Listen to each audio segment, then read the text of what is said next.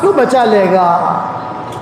عمل الیوم واللیلہ میں یہ حدیث موجود ہے، اور ہر جمعہ کو میں ویڈیو بھیجتا ہوں، لکھ کے بھی بھیجتا ہوں واٹس ایپ پر۔ اس لیے جمعہ کی نماز کے بعد یہ 3 چیزیں پڑھنے کی آپ اہتمام کریں۔ 7 مرتبہ سورہ اخلاص، 7 مرتبہ سورہ فلق، 7 مرتبہ سورہ ناس۔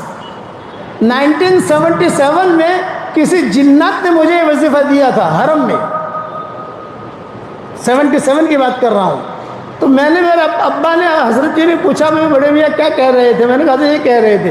تو ابا نے کہا تو پڑھنا لیکن مجموعے بیان مت کرنا،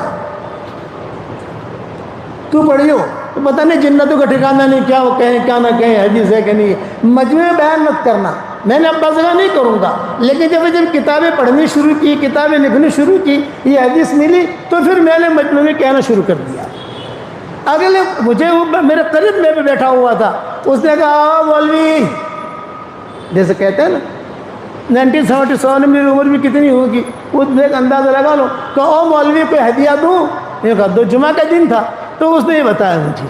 اور ہمارے پیچھے میرے حضرت جی ابا وغیرہ سب بیٹھے ہوئے تھے حرم میں، اور میں مطاف میں بیٹھا ہوا تھا۔ پوچھا بھی کیا بتا رہے تھے بڑے میاں؟ میرے حضرت یہ۔ تو ابا نے کہا بیان مت کرنا، بیانات تو شروع سے کرتے ہیں نا، جب تک حدیث نہ ملے اور جب تک صحیح بات نہ مل، بیان مت کرنا۔ اب ملنا شروع ہو گیا، ابا کی حیات میں تو ملا نہیں، لیکن ابا کی حیات کے بعد یہ روایت ہی ملی۔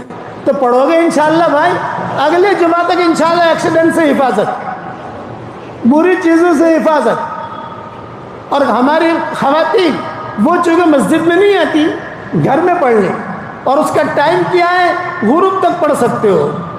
جمعہ کی نماز کے بعد نہیں پڑھ سکا، عصر تک پڑھ لو، عصر کی نماز کے بعد نہیں پڑھ سکے، غروب تک پڑھ لو، بس غروب تک کا اس کا ٹائم ہے، بس پڑھو گے انشاءاللہ۔ دوسرا ایک ہدیہ یہ دیتا ہوں کہ 10 مرتبہ سورہ اخلاص کوئی پڑھے تو جنت میں ایک بنگلہ تیار ہو جاتا ہے، اور 20 مرتبہ پڑھو تو بھائی 2 بنگلے، 30 مرتبہ پڑھو تو بھائی 3 بنگلے۔ تو آج کل میں کہتا ہوں 313 مرتبہ سورہ اخلاص پڑھنے کی عادت ڈالو، روزانہ جنت میں انشاءاللہ 31 بنگلے تیار ہو جائیں گے، اور کوئی انکم ٹیکس والا آپ کو فون نہیں کرے گا۔ دنیا میں بنگلور میں اگر فلیٹ لے لو آپ تو فون آتے ہی نہیں آتے، حساب کتاب دو۔ روزانہ 31 پراپرٹیاں جنت میں تیار کرو۔ میرے والد صاحب رحمۃ اللہ علیہ فرماتے تھے بیٹا یونس، رات کو نیند نہ آوے تو کروٹیں بدلتے بدلتے 5-6 بنگلے بنا لینے کے۔ سورہ اخلاص پڑھتے پڑھتے سو جانے کا، تو اپنے بنگلے میں تیار ہو جائیں گے اور نیند بھی آ جائے گی۔ اور ابا کہتے تھے جتنا زیادہ سورہ اخلاص پڑھو گے اتنا ہی اللہ کی محبت ملے گی، کیونکہ اس میں اللہ کا نسب نامہ ہے۔ جب حضرت جبریل علیہ السلام سورہ اخلاص لے کر آ رہے تھے دھمال کے ساتھ، تو سارے کے سارے فرشتے جو ہے پوچھ رہے تھے کیا لے کے جا رہے ہیں، کیا لے کے جا رہے ہیں، کیا لے کے جا رہے ہیں؟ تو حضرت جبریل نے کہا یہ اللہ کا نسب نامہ لے کے جا رہا ہوں۔ مکہ مکرمہ میں مشرکین مکہ نے پوچھا تھا بھئی آپ کے باپ کا یہ نام ہے، آپ کی ماں کا یہ نام ہے، تم اللہ اللہ کہتے ہو تو اس کا نسب نامہ کیا ہے؟ اس کی ماں کا کیا نام، باپ کا کیا نام؟ اس پر یہ صورت نازل ہوئی۔ اس لیے آپ حضرات سے درخواست ہے کہ روزانہ 313 مرتبہ پڑھنے کی کوشش کرو۔ ہر مرتبہ بسم اللہ الرحمن الرحیم پڑھنے کی ضرورت نہیں ہے۔ کھانا ہم جب شروع کرتے ہیں 1 مرتبہ بسم اللہ الرحمن الرحیم پڑھتے ہیں، ہر لقمے پر بسم اللہ الرحمن الرحیم نہیں پڑھتے۔ اگر ہر لقمے پر بسم اللہ الرحمن الرحیم پڑھیں گے تو کھائیں گے کیا؟ آپ سمجھ گئے؟ اس لیے ہر مرتبہ ضروری نہیں، ہاں ایک ساتھ پڑھو تو کوئی حرج نہیں ہے۔ ایک ساتھ نہیں پڑھ سکتے، موٹر چلاتے چلاتے 10 مرتبہ پڑھ لیا، 15 مرتبہ پڑھ لیا، ماؤں بہنوں نے روٹی پکاتے پکاتے پڑھ لیا، تو تھوڑا گھر کا کام کرتے کرتے پڑھ لیا۔ تو ابا کہتے تھے بیٹا دنیا میں پراپرٹی بہت بنا لی، اب جنت میں پراپرٹی بناؤ۔ تو بنگلور والا بناؤ گے انشاءاللہ، اب جنت میں پراپرٹی بناؤ۔ اور ایک بات اور عرض کروں، بات ختم کروں، آج کل لوگ بہت پریشان ہیں جنات جادو سب چیزوں میں۔ آسان نسخہ بتاتا ہوں، کسی عامل کے چکر میں مت پڑنا۔ یہ سب ڈھکوسلے. اسی لیے میں نے مومن کا ہتھیار لکھی ہے. میری کتاب میں نے جو لکھی ہے وہ اسی لیے لکھی ہے کہ اس میں صحیح صحیح سندوں کے ساتھ حدیثوں کے حوالے سے جتنی چیزیں مجھے ملی الحمدللہ میں نے لکھ دی. اور الحمدللہ ساری دنیا میں اللہ نے اسے قبول بھی کر لیا. مومن کا ہتھیار کتاب آپ کے بنگلور میں بھی ہوگی, گھروں میں بھی ہوگی انشاءاللہ, وہ دیکھ لو آپ. لیکن ایک آسان وظیفہ بتاتا ہوں. گھر کے چاروں کونوں میں روزانہ ایک ایک مرتبہ آیت الکرسی پڑھ کے دم کر دو. یہ عبد الرحمن ابن عوف کا معمول تھا. اس کے حوالے بکھرے موتی میں دیکھ لینا, مجھے اس وقت یاد نہیں ہے لیکن بکھرے موتی میں لکھا ہے میں نے. 4 کونے ہوتے ہیں, جیسے مسجد ہے, ایک کونا وہ ہے, ایک کونا وہ ہے, ایک کونا یہ, ایک کونا ہے. آیت الکرسی 24 گھنٹے میں ایک ایک مرتبہ. تو اللہ مال بھی بہت دے گا اور انشاءاللہ ایجاد یہ بلائیں بلائیں آپس میں نا اتفاقی آپس, یہ ساری کی ساری چیزیں اللہ ختم کرے گا. عبد الرحمن ابن عوف کہتے تھے صحابہ سے, کتنا مال ہے میرے پاس, اتنا سونا تھا کہ ان کے انتقال کے بعد جب سونا تقسیم ہوا ان کے اولاد میں, بیویوں میں, تو جو کدالی سے توڑ رہے تھے وہ کدالی بھی ٹوٹ گئی. اتنا سونا تھا عبد الرحمن ابن عوف کے پاس, اور صحت مند, اور بدن پر بہت بال تھے ان کے. اس لیے حضور صلی اللہ علیہ وسلم نے ریشم پہننے کی اجازت دی تھی. وہ کہتے تھے میرے بدن پر بہت بال ہے, جوئیں پڑ جاتی ہیں, اب تو مجھے آپ کوئی ایسا کپڑا پہننے کی اجازت دے جس سے مجھے کھجلی نہ آئے. تو اب کہا تو ریشم پہن. وہ اکیلے صحابی ہیں جن کو ریشم کا کپڑا پہننے کی اجازت دی حضور نے. ان کا دیکھے دیکھ کے خالد بن ولید نے بھی کپڑا بنا لیا. تو حضرت عمر نے کہا بھائی خالد تم نے کیوں بنا لیا یہ کپڑا؟ یہ کہا چچا پہنتے ہیں نا. عبد الرحمن ابن عوف چچا کا مطلب بڑے لوگوں میں تھے, چچا کہتے تھے ان کو, یہ چچا پہنتے. بولے یہ ان کی خصوصیت ہے, تیری نہیں, نکال اس کو, تیری بیوی کو دے. اسی نے کو نکال دیا خالد بن ولید کے بدن سے. تمہیں پہننے کی اجازت نہیں ہے, ان کو اجازت ہے, ہم نے سنا ہے حضور صلی اللہ علیہ وسلم سے. یہ ان کا معمول تھا. کہتے میرے گھر میں الحمدللہ کبھی بیماریاں نہیں آتی. 4 بیویاں ہیں, چاروں بیویاں خوش, اور چاروں کو اللہ تعالیٰ خود دیتا ہے. تو آیت الکرسی میں پکڑ لو گے انشاءاللہ مضبوطی سے, اور سورہ اخلاص میں پکڑ لو گے انشاءاللہ. ہاں, ایک صحابی سورہ اخلاص بہت پڑھتے تھے. حضور نے پوچھوایا ابھی کیوں پڑھتے ہو سورہ اخلاص؟ انہوں نے کہا حضور مجھے بہت پسند ہے, میرے اللہ کی تعریف ہے, میرے پیارے اللہ کی تعریف ہے, اس کا حسب نصب ہے. آپ نے فرمایا اگر تجھے سورہ اخلاص سے پیار ہے تو اللہ کو بھی تجھ سے پیار ہے. کتنی بڑی چیز ہے. بس میں اسی پر بات ختم کرتا ہوں. دعاؤں کا اہتمام کریں اور دیندار بننے کی کوشش کریں. بے دین دیندار مت بننا. ایک جملہ یاد رکھنا, مسلمانوں کو اور اسلام کو جتنا نقصان بے دین دینداروں سے ہوا ہے اتنا بے ایمانوں سے نہیں ہوا, یہودیوں سے نہیں ہوا. بے دین دیندار یہ سب سے بڑا خطرناک ہوتا ہے کہ ہے بے دین, اور لباس جو ہے دینداروں کا ہے. وہ دیندار مت بننا, حقیقی دیندار بننا. کرنے والے اللہ ہے, اللہ ہمیں ترقی دے گا. قرآن شریف کی تلاوت کا اہتمام کرو, درود شریف پڑھنے کا اہتمام کرو. میرا واٹس ایپ کا سبق چلتا ہے, آپ لوگوں کو معلوم ہوگا, یا میرا انسٹاگرام میرے نام کا انسٹاگرام ہے, وہاں جا کے دیکھ لو گے تو آپ کو پتہ چل جائے گا کہ روزانہ ہم کیا بیان کرتے ہیں. 5 منٹ کا سبق ہوتا ہے, سنو اور سن کر آگے بھیجنے کی کوشش کرو گے انشاءاللہ. بھائی اللہ تعالی ہم سب کے چمن کو آباد رکھے, اور ہم سب کو جنت الفردوس میں حضور صلی اللہ علیہ وسلم کے پڑوس میں اللہ ہم سب کو جمع فرمائے. کو کاٹنے کے لیے قریب آنا چاہتے ہیں تو ایک حسین و جمیل لڑکا ان کو دور سے ہٹا دیتا ہے. عبد المطلب نے یہ خواب کئی مرتبہ دیکھا, ارے یار میرے پشت سے جو ہے تو زنجیر نکل رہی ہے, اور یہ خواب دیکھ رہا ہوں. جیسے میں نے کہا تھا 9 خواب دیکھے تھے, ان 15 خواب دیکھے تھے, 15-16, ان میں سے ایک یہ بھی ہے. سارے تو میں سنا نہیں سکتا, ایک یہ بھی ہے. ایک لڑکا آ کر ان کو دور ہٹا دیتا ہے. تو یہ عبد المطلب تعبیر لینے کے لیے یہودیوں کے پاس جاتے تھے, کیونکہ یہودی جو تھے وہ یعنی اہل کتاب تھے, ان کا ایک مقام تھا. یہود نصارہ تورات انجیل کے ماہر تھے, اور حضور صلی اللہ علیہ وسلم کا یعنی وہ انتظار میں بھی تھے. تو سب کچھ انہیں پتہ تھا کہ یہ نبی آنے والا ہے, نبی آنے والا ہے, نبی آنے والا ہے, نبی آنے والا ہے, پیدا ہونے والا ہے. علم نجوم کے ماہر تھے. چنانچہ گئے تو ان کو خواب کی تعبیر بتائی گئی, تمہاری نسل میں ایک لڑکا, ایسا لڑکا پیدا ہوگا جس کا مشرق سے لے کر مغرب تک کے لوگ اتباع کریں گے اور آسمان اور زمین کے لوگ اس کی حمد و توصیف کریں گے۔ اس خواب کی بنا پر عبد المطلب نے آپ کا نام نامی محمد رکھا صلی اللہ علیہ وسلم، اور خواب میں بھی دکھایا گیا کہ عبد المطلب پیٹ میں جو بچہ ہے نا آمنہ کے، محمد نام رکھنا۔ حضرت آمنہ کہتی تھی مجھے بھی خواب میں آیا تیرے پیٹ میں جو بچہ ہے اس کا نام محمد رکھنا، محمد رکھنا، محمد رکھنا۔ خدا کی شان، یہ محمد ابھی پیدا بھی نہیں ہوئے ہیں اور اتنے مشہور ہو گئے، جس گھر میں لڑکا پیدا ہوتا ہے یہودیوں کے یہاں وہ محمد نام رکھتے، جو لڑکا پیدا ہو محمد محمد محمد محمد محمد، اور پھر جو وہ کہتے پھر ہمارے گھر میں محمد ہے، ہمارے گھر میں محمد ہے، محمد ہے۔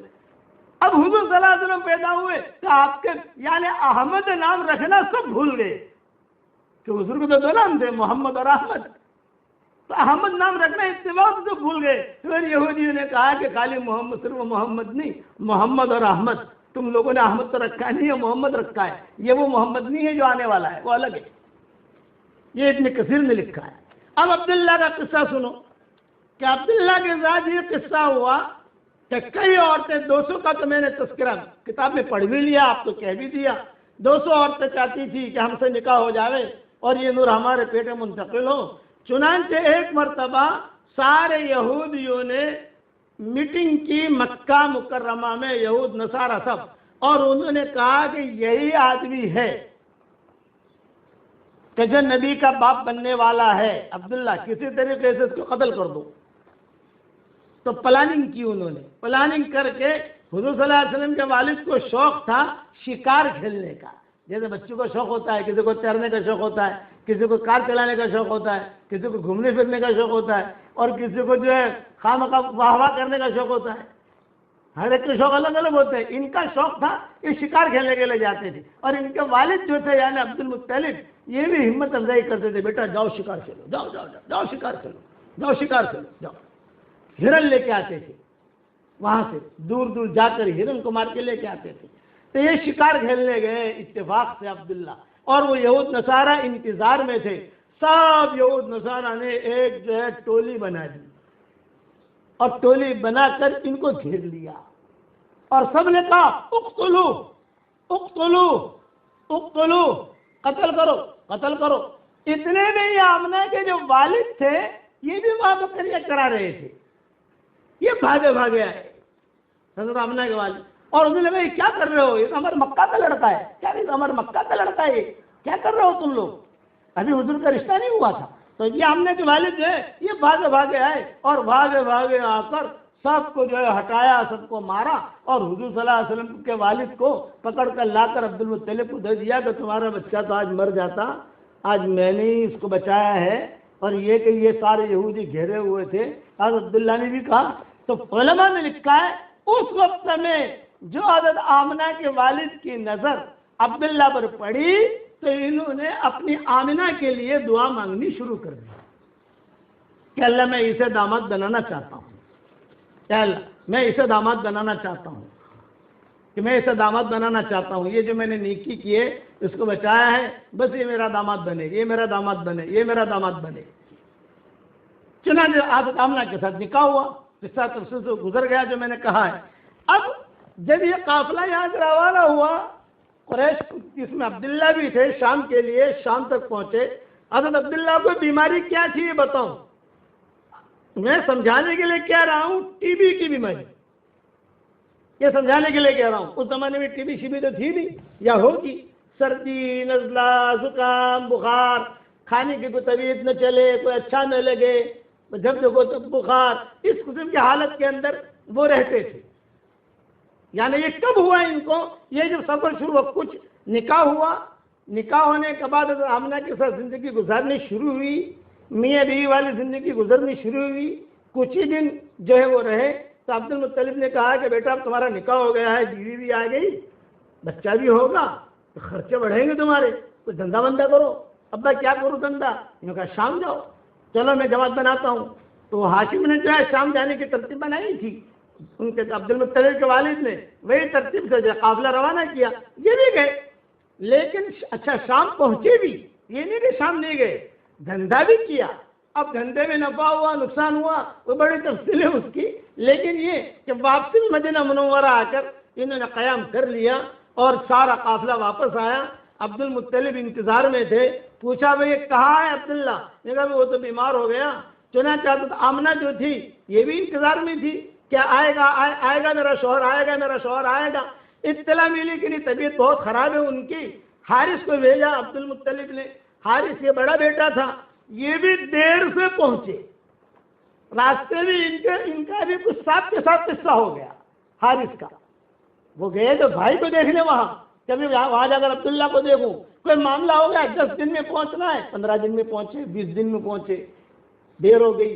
وہاں جب پہنچے، وہاں پہنچ کر لوگوں نے کہا کہ ہم نے تو جو ہے عبداللہ کو بہت بچانے کی کوشش کی، وہ بچ نہیں سکا اور نابغہ کے مکان میں ہم نے دفن کر دیا وغیرہ وغیرہ.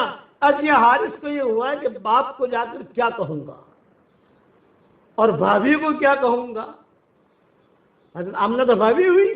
یہ کہا بھابھی کو کیا کہوں گا، باپ کو کیا کہوں گا، عبد المطلب کو کیا کہوں گا، مکہ والوں کو کیا کہوں گا. اچھا بعض لوگوں نے یہ بھی لکھا ہے کہ چونکہ جب یہ مدینہ آئے عبداللہ تو مدینہ تو یہودی سے بھرا ہوا تھا، تو بھرے ہوئے تھے یہودی، وہ بھی دیکھنے آتے تھے.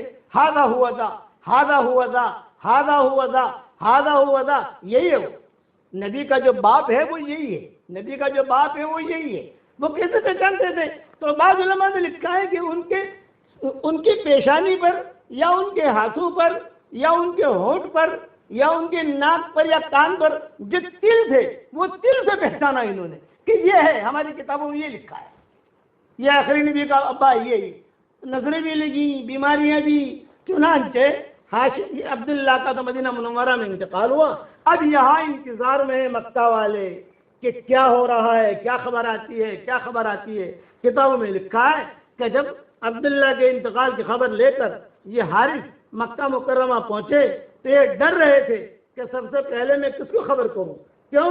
اس لیے کہ آمنہ کا گھر یعنی عبداللہ کا گھر اور عبد المطلب کا گھر دونوں گھر قریب تھے. عبد المطلب کو تو عبداللہ سے بہت محبت تھی، اپنے پاس ہی رکھتے تھے. جس بچے سے محبت ہوتی ہے اپنے قریب ہی رکھتے ہیں اس کو. تو کہا کہ میں آمنہ کے پاس جاؤں یا عبد المطلب کو کہوں. چنانچہ سیدھے باپ کے پاس آئے. اب جب باپ کے پاس آئے تو حضرت آمنہ ہی بھاگی بھاگی آ گئی. قریب قریب میں تو تھا ہی، بھاگی بھاگی آ گئی. بھائی کیا خبر ہے عبداللہ کی، کیا خبر ہے، عبداللہ کہاں ہے، کیسی طبیعت ہے ان کی. اور انہوں نے آہستہ سے کہا اپنے ابا سے کہ ابا بھائی کا تو انتقال ہو گیا ہے. جب آمنہ نے یہ سنا تو ظاہری بات ہے کہ فکر ہوئی. یہ غم ہوتا ہے، فطری چیز ہے. اور حمل بھی تھا، حضور صلی اللہ علیہ وسلم پیٹ میں آ چکے تھے. خواب تو اچھے آ رہے تھے، لیکن شوہر کا چلے جانا یہ بھی بڑی چیز ہے.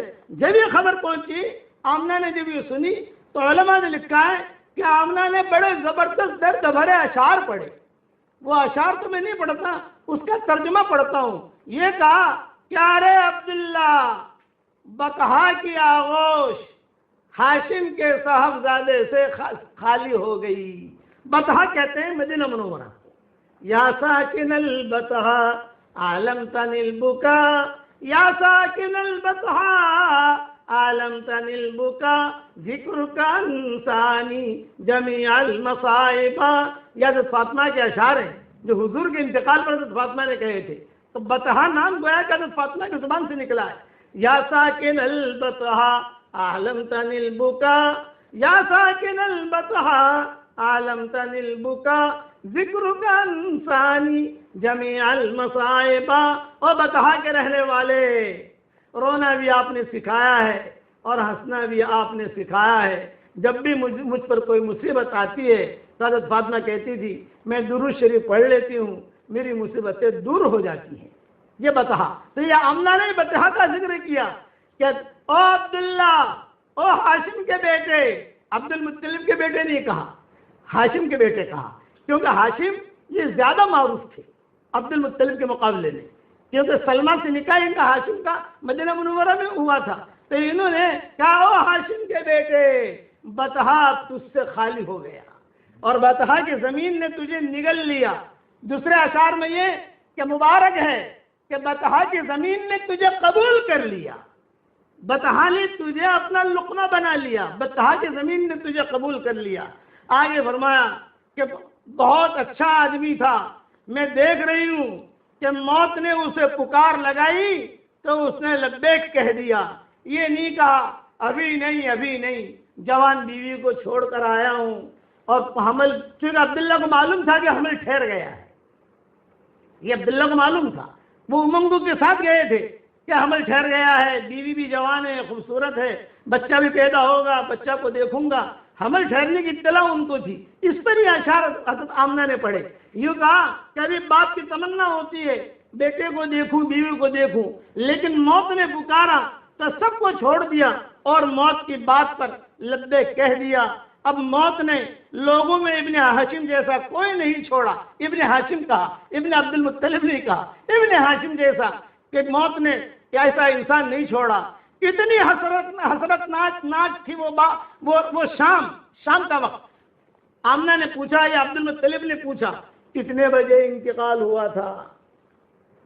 یا عبد المطلب نے حارث سے پوچھا انتقال کی خیر خبر، کہ کتنے بجے ہوا، کیا ہوا، ساری خبر لیتے ہیں نبی، 4 بجے ہوا تو 4 شام کے وقت انتقال ہوا، یہ انہوں نے حارث نے آ کر سنایا، شام کے وقت انتقال ہوا۔ اس پر حضرت آمنہ نے کہا کہ وہ شام مجھے یاد ہے، وہ شام مجھے یاد ہے اے عبداللہ، جب لوگ تجھے تختے پر لٹا کر لے جا رہے تھے، میں یہاں تھی اور میرے خیالات تجھے دیکھ رہے تھے کہ شوہر اب جا رہا ہے، شوہر کی محبتیں جا رہی ہیں، لیکن اللہ کے لیے میں نے قربان کیا، اب مجھے کچھ پتہ نہیں ہے میرے پیٹ میں لڑکا ہے یا میرے پیٹ میں لڑکی ہے، اب کچھ پتہ نہیں ہے، یہ بچہ تو اب پیٹ میں ہوتے ہوئے یتیم ہو گیا، یتیم تو بچے ہوتے ہیں دنیا میں آنے کے بعد، لیکن آمنہ نے کہا یہ بچہ تو ایسا ہے پیٹ میں ہوتے ہوئے یتیم ہو گیا، اور تیری یادیں ہمیشہ مجھے یاد آئیں گی، ہوائیں چلیں گی تو مجھے یاد آئے گا، خوشبوئیں چلیں گی تو مجھے یاد آئے گا، یہاں تک کہ چاند کو دیکھوں گی تو مجھے یاد آئے گا، تجھ جیسا رحم دل، تجھ جیسا کریم، تجھ جیسا بااخلاق میں نے اب تک کسی کو نہیں دیکھا ہے، تجھ جیسا، تیرے بدن کی خوشبو اب تک میرے ناکوں میں میرے ناک محسوس کر رہے ہیں۔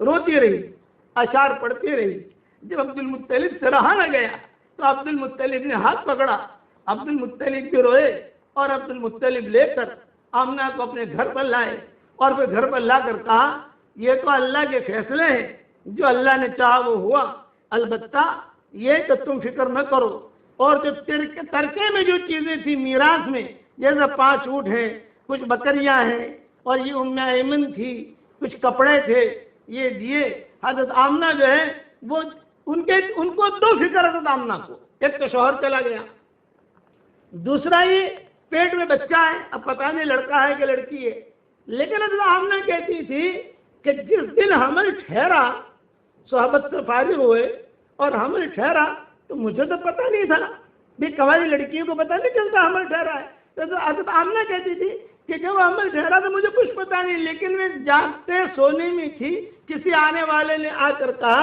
آج تیرے پیٹ میں نبی آ گیا، اور زور سے کہا، میں گھبرائی، میں نے کہا کیا میرے پیٹ میں نبی آ گیا ہے، کہنے والا کیا کہہ رہا ہے میرے پیٹ میں، اور پھر کہا اب جو ہے میں تمہیں ایک بات اور بھی کہتا ہوں، اس کا نام محمد رکھنا اور تم بالکل ٹینشن نہ لینا۔ تو عبد المطلب جو تھے، کئی روایتوں میں ہے کوئی حال آتا ہے گھر کے اندر، جیسے گھر میں حالات آتے ہیں، تو عبد المطلب حضرت آمنہ کو لے کر بیت اللہ پر جاتے اور ایک جملہ کہتے، اے اللہ میری اس بہو کے پیٹ میں جو بچہ ہے اس کے طفیل سے دعا مانگتا ہوں، میری پریشانی دور کر، بس اتنا جملہ کہتے ہیں وہ پریشانی دور ہو جائے۔ تو عبد المطلب جو پورا نگاہ حضرت آمنہ پر تھی، برابر دھیان سے ان کو رکھنا، دھیان سے دیکھنا، ان کی خبرگیری کرنا وغیرہ وغیرہ، چچا اور بھی تھے، لیکن عبد المطلب کا معاملہ جو ہے بہت ہی الگ۔ چنانچہ حضرت آمنہ کہتی ہے کہ عبد المطلب کہیں پر بھی جاتے تو مجھے ضرور لے جاتے، بیٹا چلو آج جنگل میں جائیں گے۔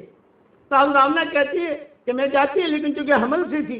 حضرت آمنہ ایک بات اور کہتی تھی، عام طور سے عورتوں کا حمل میں تکلیف ہوتی ہے، لیکن میرا حمل بہت ہلکا پھلکا تھا، کوئی تکلیف نہیں. جیسے الٹیاں ہوتی ہیں, پاؤں درد کرتے ہیں, بخار آتا ہے, ڈکاریں آتی ہیں. آپ نے کہتے ہیں مجھے کبھی الٹی نہیں ہوئی, کبھی بخار نہیں آیا, بالکل ہلکا پھلکا. اگر کسی جگہ کے اوپر جانا ہوتا اور وہ جگہ سخت ہوتی, میں پاؤں رکھتی, وہ جگہ نرم ہو جاتی. یہ سامنا کہتی تھی, اور کئی مورخین نے اسے لکھا ہے. پانی چاہیے تو پانی مجھے لینا نہیں پڑتا, وہ پانی خود آ جاتا. جیسے کوئی پانی چاہیے تو پانی خود ہی چلتا چلتا میرے پاس آ جاتا ہے, پانی پی لیتی. اب میں سوچتے رہتی تھی کہ یہ چیز میرے ساتھ کیا ہو رہا ہے. شوہر کا تو انتقال ہو گیا, گھر والے ہیں, سب ہیں, عبد المطلب ہے, لیکن عبد المطلب جو ہے, پھر حضور صلی اللہ علیہ وسلم کا یہ حمل جو آمنہ کے پیٹ میں حضور صلی اللہ علیہ وسلم تھے, چلتے رہے چلتے رہے چلتے رہے, 50 دن رہ گئے. 50 دن. اب حضور صلی اللہ علیہ وسلم 50 دن کے بعد پیدا ہونے والے ہیں, تو بہت بڑا حادثہ ہوا مکہ مکرمہ میں, جسے واقع فیل کہتے ہیں. الم تر کیف فعل ربک باصحاب الفیل, جو نازل ہوئی بعد میں, اس کو واقع فیل کہتے ہیں. آپ صلی اللہ علیہ وسلم کے پیدا ہونے سے 50 دن پہلے کا یہ قصہ ہے, اور سب سے بڑا حادثہ مکہ والوں کے لیے یہ تھا. اب اچھا پہلے ایک پوائنٹ کی چیز بتا دوں. علم نشرح, علم تارا, تو جب علم نشرح, علم یہ آیا, علم تارا میں بھی علم یہ آیا. آپ قرآن کی صورتوں کے اندر دیکھو, چھوٹی صورتوں میں ایسی صورت نہیں ملے گی کہ جہاں علم یہاں بھی ہے علم یہاں بھی ہے. اس میں بعض علماء نے لکھا ہے کہ کوئی بہت پریشان ہو, یہ آج کا ہدیہ ہے, دے رہا ہوں آپ کو, کہ کوئی بہت پریشان ہو, پہلی رکعت میں علم نشرح پڑھے, دوسری رکعت میں علم تارا پڑھے, اس کے بعد دعا مانگے, فٹاف سے اس کی پریشانی دور ہو جائے گی. قرآن شریف میں 2 آیتیں ایسی ہیں جس میں جتنے حروف ہیں قرآن کے, وہ 2 آیتیں میں آئے ہیں. ایک چوتھے پارے میں ہے اور ایک 26ویں پارے میں ہے. وہی بتاؤں گا انشاءاللہ. اس کے پڑھنے کے بعد بھی دعا قبول ہوتی ہے. یہ سارے رموز ہے, رموز. تو یہ واقعہ ہوا اصحاب الفیل کا. تو عبد المطلب کو 2 ٹینشن کہ اتنا بڑا بادشاہ مکہ کو ختم کرنے کے لیے چل پڑا ہے, اور کعبے کو ختم کرنے کے لیے چل پڑا ہے, کہ ایک تو کعبے کو بچانا, مکہ والوں کو بچانا, دوسرا میری بیٹی کو بچانا. آمنہ یہ حمل سے ہے اور بالکل بچہ پیدا ہونے کا وقت قریب ہے, اس کا کیا ہوگا. تو اصحاب فیل کا قصہ جو ہے تفسیروں میں, اور حضور صلی اللہ علیہ وسلم کو چونکہ پیدا ہونے سے 50 یا 55 دن پہلے کا قصہ ہے, اس لیے مفسرین اس کو بہت تفصیل سے لکھتے ہیں. اب رہا کا قصہ, یہ قصہ انشاءاللہ کل پورا کروں گا کہ یہ قصہ کیا ہوا حضور صلی اللہ علیہ وسلم کے پیدائش سے پہلے. اللهم صل على محمد وعلى آل محمد كما صليت على إبراهيم وعلى آل إبراهيم إنك حميد مجيد. اللهم لك الحمد كله ولك المن كله ولك الشكر كله ولك الخلق كله ولك الفضل كله وإليك يرجع الأمر كله وإليك يصعد الكلم الطيب كله. اللهم لك الحمد بالإسلام, لك الحمد بالإيمان, لك الحمد بالقرآن, لك الحمد حتى ترضى, لك الحمد إذا رضيت, لك الحمد بعد الرضا. اللهم آت نفوسنا تقواها وزكها أنت خير من زكاها, أنت وليها ومولاها. لا إله إلا الله, لا إله إلا الله أعلى من كل شيء, لا إله إلا الله أغلى من كل شيء, لا إله إلا الله أطيب من كل شيء, لا إله إلا الله أظهر من كل شيء, لا إله إلا الله أكبر من كل شيء, لا إله إلا الله ليس قبله شيء, لا إله إلا الله ليس بعده شيء, لا إله إلا الله ليس فوقه شيء, لا إله إلا الله ليس دونه شيء, لا إله إلا الله ليس معه شيء, لا إله إلا الله, لا إله إلا الله ليس كمثله شيء, لا الہ الا اللہ قبل کل شیء،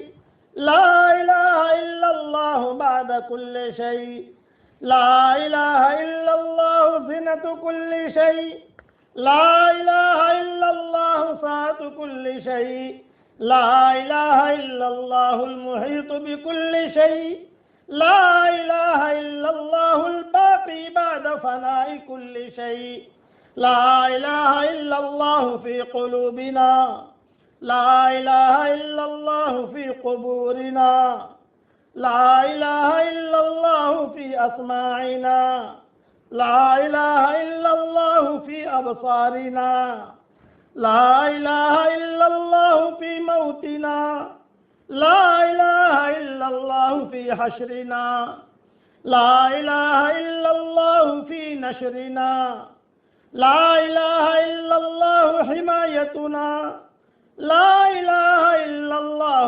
وقایتنا، لا الہ الا اللہ دواؤنا، لا الہ الا اللہ شفاؤنا، لا الہ الا اللہ تفریج لکروبنا، لا الہ الا اللہ تکفیر لذنوبنا، لا الہ الا اللہ خالق العدم والوجود والزمان، لا الہ الا اللہ المعبود بالجنان واللسان والارکان، لا الہ الا اللہ المسبح بحمده كل لسان، لا الہ الا اللہ الحنان المنان ذو الجلال والاکرام، لا الہ الا اللہ حقا حقا، لا الہ الا اللہ اسلاما وتسلیما ورقا، لا الہ الا اللہ یقینا وصدقا، لا الہ الا اللہ فی الارض والسماوات،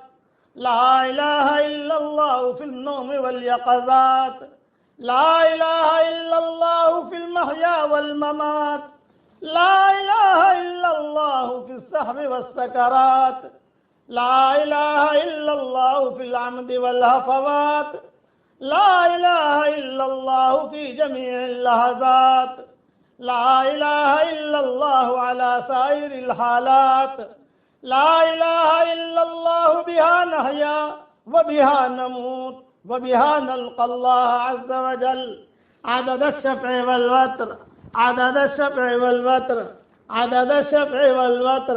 اے اللہ ہمارے گناہوں کو معاف فرما، اے اللہ ہماری خطاؤں سے درگزر فرما، اے اللہ موت کے بعد کے ہلاکتوں سے ہم سب کی پوری پوری حفاظت فرما، اے اللہ اس امت کو باطل کے نرغوں سے نجات دے دے، اے اللہ ہم ایمان کی دعوت دیتے رہے، ایمان کے کلمے پڑھتے رہے، ایمان کو سنتے بھی رہے، مگر ہمارا